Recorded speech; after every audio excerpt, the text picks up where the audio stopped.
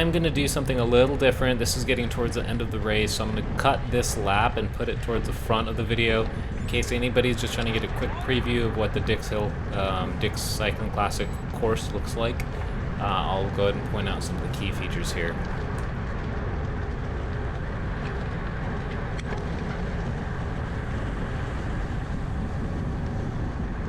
So coming around the first corner, you get a long, this is the only flat section of the course, so people will tend to sit up because nobody likes eating a face full of wind.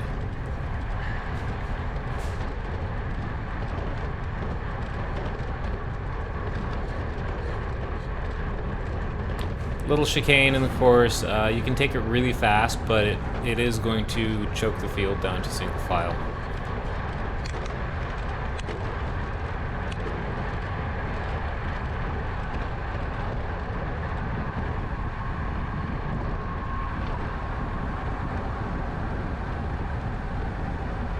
Nice long screaming downhill. This year they had to put a wooden plank across the road, cover up a couple holes. There's a divot right after that wood plank, and if you pedal through it, I lost my chain, I think on lap 2 or 3. Climbing this hill is definitely the key feature of the course. It's just steep enough to hurt if somebody attacks, and it is really bumpy, so the smoothest line is actually kind of on the outside. But I don't think there's any going through this without feeling like you're gonna get bucked off.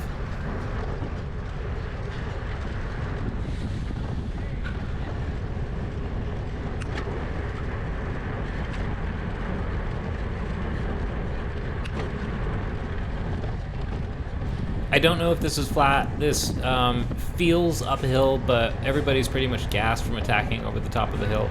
So this is a good spot where pretty much everybody's feeling pretty drained. And that's the lap. Hope you enjoy the video.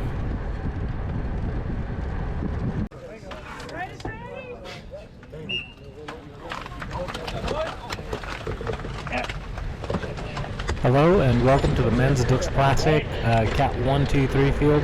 This is a really fast field that showed up, a couple of really strong guys. Right ahead of me is Luke Woodard. Eli Woodard's also here. Really fun guys to hang out with. This is a very tight course. There's one technical chicane, very bumpy. There's a lot of points on the course that make it feel like you're getting bucked off your bike. It took me about 25 or 30 laps before I finally found there is a smooth line. It's just kind of tough to find. I'm going to share some data with you before we get going. This is about 75 minutes of racing. To 1,000 watts is my max. These aren't particularly impressive. I just came off of a training exercise with the military in the last week. We didn't sleep or eat very much, so my legs are not in good form right now. My entire race strategy is just to sit in, so on such a long and kind of stochastic course with, it's pretty much all up or all down. 260 watt average for as fast as we were going. I feel like I executed pretty well. I burned 1,100 calories, so that means I get a couple beers tonight. And as you can see some spots, some holes in the data. My chain popped off when I went through a rough part of the course. The official let me back in. And then towards the back end here, I got caught up behind a crash. My GoPro's died. I forgot to turn off and kind of conserve some power. So we'll get to see most of the race. I'll try and highlight all the exciting bits. But without further ado, let's get going.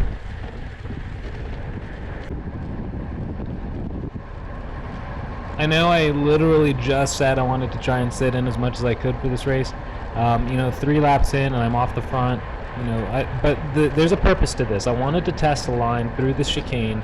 There's a little dirt spot right here that looked like it was really slick and slippery, but I wanted to test how bad it was really. And going 30 miles an hour through, through that line, I was able to test that I had a lot more grip than you think you would. And of course, going through this long, screaming downhill corner, set up wide, go through the corner. I wanted to test, how fast I could take this without hitting the curb. Except you see right there that I tried pedaling through, and I the bump knocked my chain off. So I pull off to the side, try and get off the course, and do this nice slow pedal into the start line, and I'm just going to hope I can get a free lap out of this.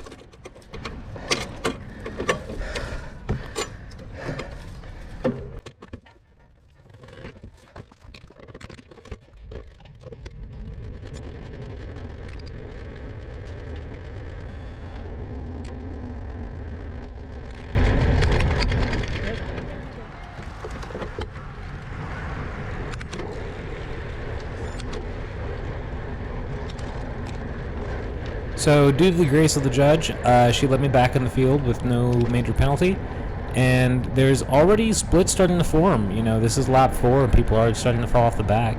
This is not a particularly easy course. It's, you know, all rolling hills. There's you know, one small flat section. It's actually kind of a false flat by the start finish line, and other than that, you know, you're either going up or you're going down, and it's obviously starting to hurt some people. There's, you know, a huge gap behind me.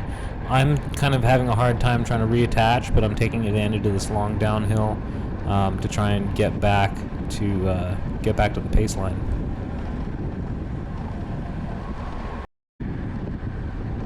Jumping ahead just a little bit here to lap 6. I think the field is still feeling pretty froggy because my heart rate's at like 170 right now, and my threshold's like 165, so I'm hurting already. You know, going to the bottom of this hill, I'm thinking, okay, you know, maybe this will slow people down. I can carry my momentum up, and you know, I'm pushing out 500, 600, 700 watts just to try and maintain contact with the field. So I am hurting right now.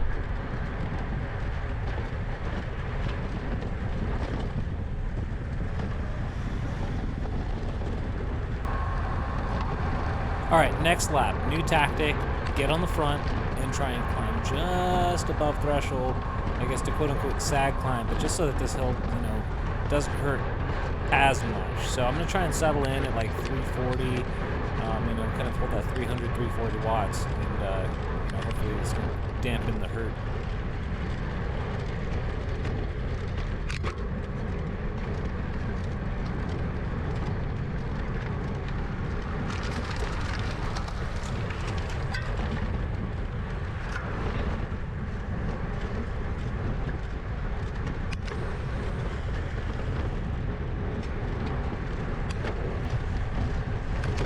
If you look up the road here, this is what's ultimately going to be the winning break, lap 12, lap 13, so this is still pretty early on. I know we definitely have Clayton Travis up there from Velocious, and I think it's Owen Cole is the guy who took second, but Clayton, dude's a monster. He pretty much lapped the field almost solo. And the way this course is kind of laid out, you can lose, get out of sight real quick. So as long as you get past this straightaway that we're on, you know, you're out of sight, out of mind. And this is also where historically I know I fall apart, because I'm thinking, you know, I want to be part of the break, and I'm kind of doing this mental, you know, math. Can I catch them? Can I, you know, bring them back in? Can I be part of the next break? So I always find myself at the front, pretty much for the middle part of the race, trying to do some work and bring them back. And this is, you know, my fatal flaw. But that holds true for this race. It holds true definitely for right now. But I'm also a solo rider, and I definitely don't have the firepower or, you know, the physiology to bring somebody back. I was able to get away with that in the 3.4s, definitely the 4.5s, and this is just a different ballgame that I'm still trying to get used to.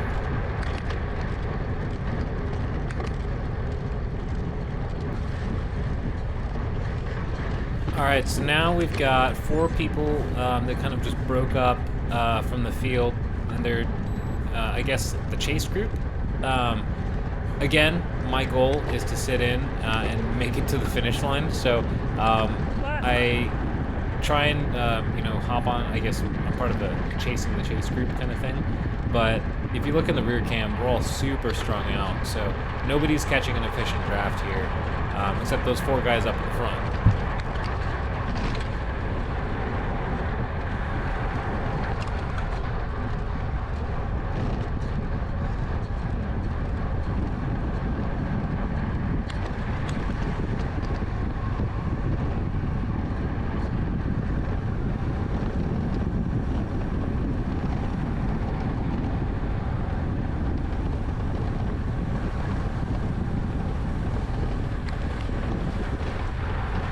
Alright, so those four that we're chasing kind of gelled together with the chasing of the chase group.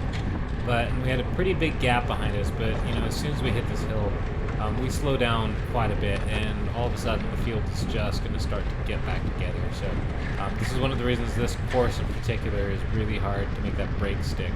But you know, we've still got Clayton and Owen that are up the road, and they're probably halfway around the course by now.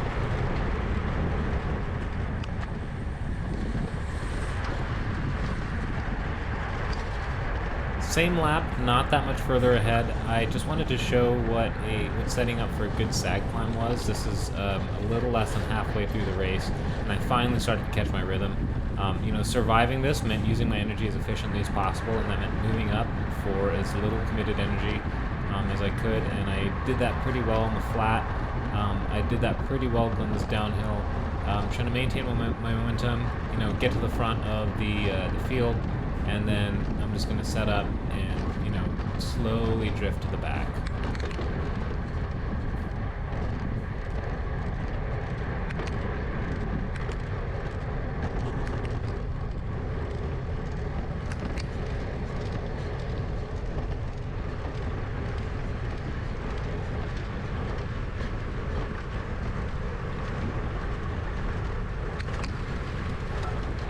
Don't get me wrong, still hurts. 400 watts is a lot for me, but this is a good thing where, you know, this is a smooth, steady power output. I did wind up at the end, at the back of the field, but I was still able to maintain contact, and I didn't surge, which is the key.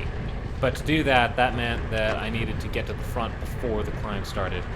So that's why I just wanted to show, you know, what leading into that climb looked like.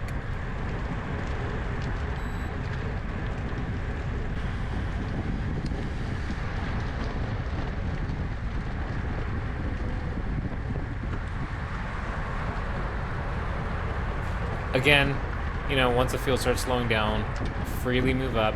I was going maybe 50 watts, and I was able to move past, you know, just about everybody with almost no energy.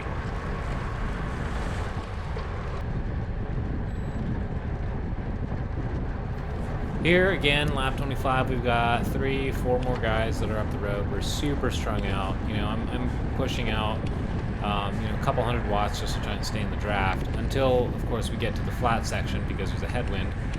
People stop pulling. But good news is that means, you know, for the low cost of 150 watts, you get to move to the front of the field. Plus, I found out that the fastest way through the chicane is taking the inside line to the inside line. That was also the smoothest. A lot of the times the riders would try and go outside to inside to try and avoid a couple bumps, but that meant that they're approaching the second corner from a sharper angle, so that tended to slow people down a little bit.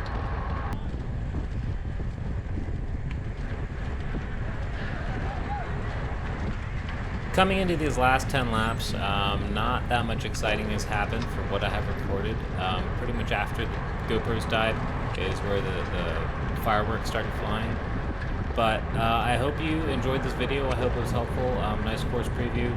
And hopefully I will see you next time. Cheers.